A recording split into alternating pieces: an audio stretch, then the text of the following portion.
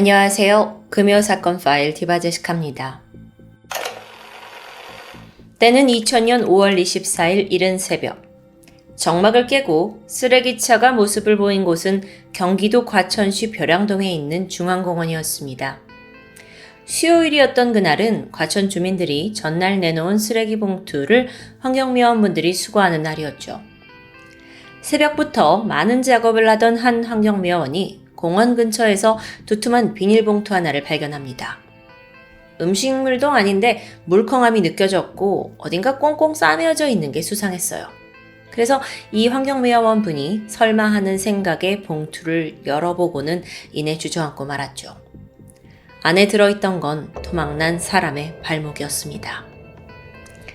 신고를 받은 경찰이 현장에 출동했고 우선적으로 나머지 시신 부위를 찾기 위해 인근 모든 쓰레기통을 뒤지게 됩니다. 그러자 곳곳에서 토막난 신체가 속속 발견되기 시작해요. 동네 공원 쓰레기통뿐만 아니라 인근 지하철역, 또 음식물 쓰레기 수거함까지 총 11군데였습니다. 그 찾아낸 부위도 손, 발, 몸통, 팔뚝까지 다양했어요. 그런데 종합을 해보니 그것은 한 명의 시신이 아닙니다. 남성 한 구와 여성 한 구 이렇게 2명이었는데요. 불행 중 다행으로 시신에는 지문이 남아 있었습니다. 같은 날 오후에 신원이 파악됐죠. 피해자는 과천시의 모 아파트에 살고 있던 60세 남성 이 씨와 부인 50세 황 씨였습니다. 이 두 사람 사이에는 20대가 된 장성한 아들 2명이 있었는데 큰아들은 서울에서 혼자 자취를 하던 중이고 둘째 아들은 부부와 함께 살고 있었어요. 만약 부부가 집에서 변을 당한 거라면 둘째 아들 역시 위험할 수도 있겠죠. 경찰은 급히 집으로 달려갑니다. 한참 초인종을 눌렀지만 이상하게도 집에서는 반응이 없어요. 그래서 결국 문을 강제로 열려던 순간 현관문이 열렸습니다. 모습을 드러낸 건 24살의 이은석, 이 집의 둘째 아들이었죠. 혹시 자느라 소리를 못 들었던 걸까요? 근데 그렇다고 하기엔 이은석의 모습이 굉장히 침착해 보였습니다.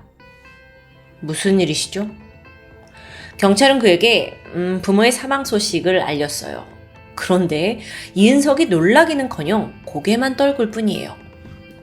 경찰은 물었죠. 부모님이 몇 시에 나가신 거냐? 그동안 당신은 어디에 있었냐? 이렇게 질문을 이어가는데 그럴수록 이은석의 목소리가 떨리고 또 불안한 기색이 역력합니다.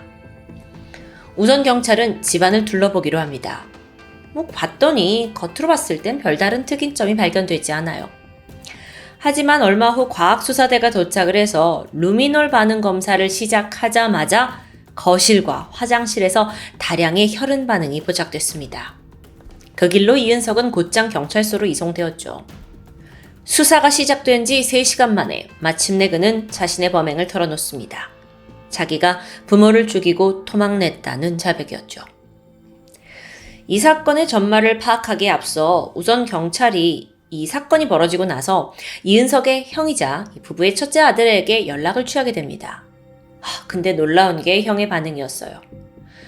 동생이 부모를 죽였다라는 이 충격적인 소식에 형이 담담해하는 겁니다. 그리곤 이렇게 말했죠. 동생을 이해할 수 있을 것 같아요. 여러분, 이런 상식에서 벗어난 반응. 사실 이것 때문에 형은 나중에 공범으로 의심을 받기도 했습니다. 하지만 알리바이가 확실했기 때문에 혐의를 벗었고요. 부모를 죽인 아들, 게다가 동생을 이해한다는 형까지. 도대체 이 가족은 어떤 관계였을까요? 범인 이은석, 그는 1976년생으로 해병대 장교 출신 아버지와 또 서울의 명문여대 출신의 어머니 사이에서 둘째로 태어납니다. 아버지는 군에서 전역을 한 후에 대기업 부장으로 일을 했어요. 덕분에 이 가정은 경제적으로 꽤나 유복했죠. 겉으로 봤을 땐 완벽한 가족이었습니다. 하지만 사실상 그 안은 지옥과도 같았는데요. 그의 아버지가 일단 굉장히 엄격한 원칙주의자였습니다. 본인이 군인 출신이라는 자부심도 굉장했고요. 그래서 두 아들을 마치 부하장병 다루듯이 대했다고 해요. 군인 시절에 업무상 길게는 3달씩 집을 비우곤 했었는데 그렇게 오랜만에 집에 와서도 아들들한테 살갑지 않고 본체도 하지 않을 만큼 냉정함을 보이기도 했죠. 그런데 반대로 만약 자식들이 자기한테 인사를 안 하면 불같이 화를 냅니다. 게다가 폭언도 잦았는데 툭하면 넌 사는 놈이 왜 그러냐? 이런 군뱅이 같은 자식. 막 이렇게 비하하기 일쑤였고요. 또한 그는 자식 양육에 있어서는 전적으로 그건 엄마의 몫이다 라고 생각했던 것 같습니다. 그래서 아들의 문제에는 별다른 책임도 관심도 두지 않았다고 알려져 있죠. 그러다 보니 이 형제는 커가면서 자연스럽게 엄마에게 기댈 수밖에 없었습니다. 하지만 엄마의 사정도 그렇게 좋진 않아요. 일단 형제가 어릴 때부터 부부가 각방을 썼을 만큼 사이가 그렇게 좋지 않았고요. 또 여기에는 사실 또 다른 이유가 있는데 이 부부관계가 애초부터 철저한 이해관계로 만들어졌기 때문입니다. 이은석의 어머니는 어릴 때부터 야망이 굉장히 컸습니다. 장래 희망이 대한민국 최초의 여자 대통령이 되는 거였어요. 하지만 자라면서 현실적으로 그게 힘들 것 같아요. 그러자 남편을 대신 대통령으로 만들어야겠다는 꿈을 품게 됩니다. 그래서 전직 대통령들의 사례처럼 군인 출신인 남자를 신랑으로 골랐던 거죠. 하지만 자신의 이런 포부와는 달리 남편은 군에서 진급을 제대로 하지 못하고 또 결국 군에서 전역을 해버립니다. 그때부터 이 부부의 사이가 급격히 나빠지기 시작했다고 해요. 이후 어머니의 이 못다 이룬 꿈은 고스란히 아들들에게 전가되기 시작했죠. 주변인들에 따르면 그녀는 허영심이 많고 욕구불만이 강했다고 합니다. 게다가 완벽주의 성향에 짜증도 자주 냈고요. 그녀 또한 자식들에게 굉장히 엄격한 교육을 했습니다. 아니 이게 교육보다는 좀 더 학대에 가까운 것 같은데요. 그나마 장남인 아들한테는 비교적 관대해요. 그렇다고 첫째 아들이 학대를 안 당한 건 아니고요. 성격상 이 형은 좀 동생에 비해 부모에게 난 싫으면 싫다 라고 적극적으로 반기를 드는 사람이었다고 합니다. 그래서 좀 덜 고통받았다는 의견도 있고요. 아니 여러분 근데 아무리 그래도 부모가 애를 얼마나 학대했다는 거냐라고 생각하실 수 있는데 물론 제3자의 입장에서 그 성장 과정을 쏙쏙들이 알 수는 없죠. 하지만 일례로 두 아들은 부모에게 단 한 번도 생일 선물을 받아본 적이 없다고 알려져 있습니다. 어쨌든 둘째 아들이 상대적으로 좀 더 약했기 때문일까요? 이은석은 부모의 학대와 강압에 타깃이 되었습니다. 유치원 때부터 거슬러 올라가면 신발끈을 왜 잘 못 묶니? 너 시계를 왜 볼 줄 모르니? 이런 일로 몽둥이로 심한 체벌을 받았고요. 초등학교 4학년 때는 너 왜 이렇게 밥을 늦게 먹니? 라는 이유로 젓가락이 날아온 적도 있습니다. 뿐만 아니라 부모는 입안에 억지로 밥을 가득 채워넣고 화장실에 가서 토하게 만들기도 했죠. 또 더 성장해서는 하라는 공부는 안 하고 만화만 그리냐? 이런 이유 때문에 머리카락을 뜯기고 또 누군가 집에 전화가 왔는데 그 전화 메모를 잘 적어두지 않았다는 이유로 뺨을 맞기도 했습니다. 점점 수위가 높아지고 있는 것 같아요. 이은석의 부모는 폭언도 마다하지 않았어요. 야, 너 이럴 거면 나가 죽어라. 너 그냥 싹수 놓으래. 이런 학대가 계속되니까 굉장히 견디기 좀 힘들었을 것 같은데 중학생이 된 이후에는 더 심해졌다고 해요. 하루는 공부를 하다가 깜빡 졸게 되는 걸 엄마에게 들키게 됩니다. 엄마가 이은석을 다짜고짜 폭행하기 시작했죠. 너 이렇게 해서 서울대 가겠니? 야, 너같이 모자란 자식은 난 필요 없어. 이때 중학생이었던 이은석은 정말 한강에 투신할 마음이 생길 정도로 고통스러웠다고 말합니다. 시간이 갈수록 이은석이 점점 더 내성적으로 변해갔어요. 결국엔 대인기피증까지 생겼고요. 그러다 보니 학교에서도 좀 그를 괴롭히는 무리들이 생겨났던 것 같습니다. 만약 이때 그와 좀 더 감정적으로 교류하고 친한 친구들이 있었다면 어쩌면 자신의 고통을 좀 나눌 수 있었을지도 모릅니다. 하지만 안타깝게도 그는 가족폭력 외에도 학교폭력을 동시에 경험하며 성장했고 사춘기 그 예민한 시기에 이건 아주 씻을 수 없는 큰 아픔으로 작용했죠. 하지만 혼란한 가정, 학교 생활과는 또 반대로 학업 성적은 뛰어났습니다. 고3을 무사히 마쳤고 그는 마침내 고려대 공과대학에 진학하게 돼요. 아니 이 정도면 사실 잘했다고 칭찬 들을만 하잖아요. 근데 부모는 서울대가 아니고 고려대? 최고의 명문대에 가지 못했다면서 너는 멍청하다, 너는 부족하다 맹렬히 비난했습니다. 대학을 입학한 이후 그는 공군에 입대합니다. 총 20개월간의 군 생활을 했다고 알려져 있는데 이때 이은석의 부모는 단 한 번도 면회를 온 적이 없어요. 여기서 이은석이 굉장히 큰 상처를 받았다고 해요. 추후 살해 동기 중 하나로도 이 일을 언급했을 정도죠. 이게 상대적으로 장남인 형이 군복무를 했을 때는 부모가 면회를 갔었거든요. 그런데 자신 때는 오지 않으니까 그 서운함이 더 배가 됐던 것 같습니다. 한편 이은석의 형, 그는 서울의 중위권 대학을 다녔는데 마찬가지로 어릴 때부터 부모로부터 폭언을 들으면서 성장했어요. 하지만 다른 점이 있다면 성인이 되고 나서 집을 나갑니다. 부모와 떨어져 살기로 결심한 거예요. 근데 이때 부모의 반응이 당황했죠. 그러면서 화해의 제스처를 보이고 나름의 관심을 보이는데요. 전문가들은 형은 이런 식으로라도 자신의 의견을 좀 내비치고 스트레스를 발산했기 때문에 동생에 비해서 그 쌓여있는 분노가 덜한 것으로 추측하고 있습니다. 물론 여러분, 애초에 이 부모는 이은석보다 형을 더 편애하긴 했어요. 그 예로 형이 독립할 아파트를 마련해야 했을 때 부모는 동생 명의로 대출을 받아줬다고 해요. 그래서 이후에 동생이 형 집 이사를 도와주고 집에 돌아왔는데 어머니가 집 어땠냐 꼬치꼬치 물었다고 해요. 근데 이은석이 그냥 괜찮아요 하면서 제대로 대답을 못하니까 또 화를 내게 되는데요. 이때 이은석은 그동안 참아왔던 분노를 터뜨리게 되죠. 그리고 어머니와 장작 4시간 동안 말싸움을 벌이게 됩니다. 이게 처음이자 마지막으로 그가 어머니에게 보인 적극적인 반항이었습니다. 이 싸움은 이은석이 살인을 저지르기 열흘 전에 벌어진 사건입니다. 이때 이은석이 어머니한테 왜 이렇게 우리 형제를 괴롭히냐라고 토로했어요. 그러자 어머니 반응은 야, 너 정신병원 좀 가야겠다. 2000년 5월 11일입니다. 이번엔 아버지가 이 모자 사이에 싸움이 있었다는 일을 알았고 둘째 아들을 야단치기 시작합니다. 이은석 또한 울면서 자신의 감정을 쏟아냈지만 부모가 뭐라고 하냐면 야, 이 자식아, 너 그런 건 그때그때 얘기를 해야지. 왜 이제 와서 이러는 거야? 라면서 도리어 그를 비난했죠. 우리도 어릴 때 이런 말 한 번씩 들어본 적이 있는 것 같은데요.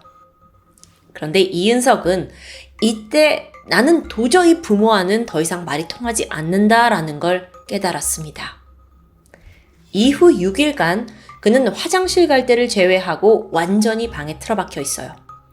식사는 부모가 외출을 했을 때 잠깐 나와서 먹었는데 그래도 어머니가 식탁에 밥을 챙겨 두고 나가셨다고 합니다.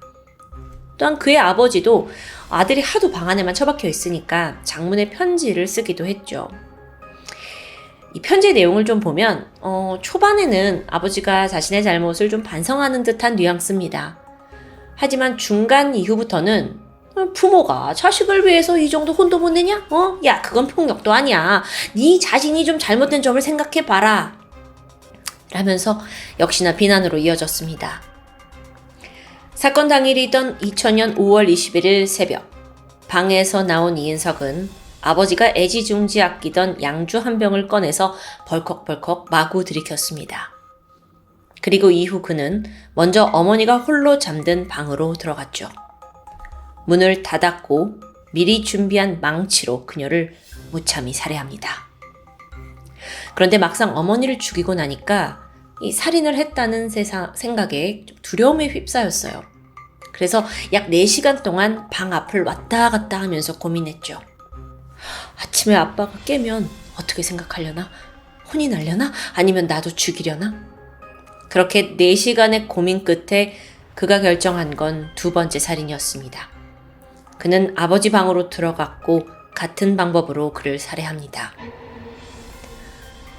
조용한 집안에 혼자 남게 된 그는 이후 이틀에 걸쳐 부모의 시신을 토막내게 되죠. 그리고 그걸 100리터 쓰레기 봉투에 나눠 담아서 여러 장소에 유기했던 겁니다. 왜 시신을 토막내기까지 했냐라는 이유에 대해서는 분노, 보복에 대한 행동은 아니었다. 다만 너무 무서워서 이 모든 걸 없던 일로 하고 싶어서 저지른 일이라고 설명했죠. 그러니까 뭐 토막을 내서 뭐 보이지 않게 숨기면 살인이 무마될 거라고 생각했던 것 같습니다. 이은석이 그렇게 검거된 후에 과천 종합청사 옆에서 그동안 경찰이 찾지 못했던 부부의 머리 부분이 수거됩니다. 또 시신을 절단할 때 사용된 쇠톱도 분리수거하면서 발견되었고요. 이후 재판정에 서게 된 이은석은 1심에서 사형을 선고받았습니다. 하지만 1년 뒤인 2001년 그때 2심이 진행됐는데 뜻밖의 사람이 그의 편에 서게 되죠. 바로 형이었습니다. 그는 동생이 저지른 살인은 분명 끔찍한 범죄라고 못 박았어요. 하지만 말미에는 이런 말을 남겼죠. 우리 부모가 직장 상사가 부하 직원에게 하는 만큼의 애정만 우리에게 줬어도 이런 일은 일어나지 않았을 겁니다. 이 말에 당시에 앉아있던 방청석의 모든 사람들이 눈물을 보였다고 전해집니다. 이은석의 정신감정 결과를 좀 보면 극도의 불안감과 절망감을 가진 것으로 드러났어요. 이게 좀 첨작이 됐고 재판부는 그동안 이은석이 당해온 이 가정폭력을 어느 정도 인정하면서 결국 사형 판결을 뒤집고 무기징역을 선고합니다.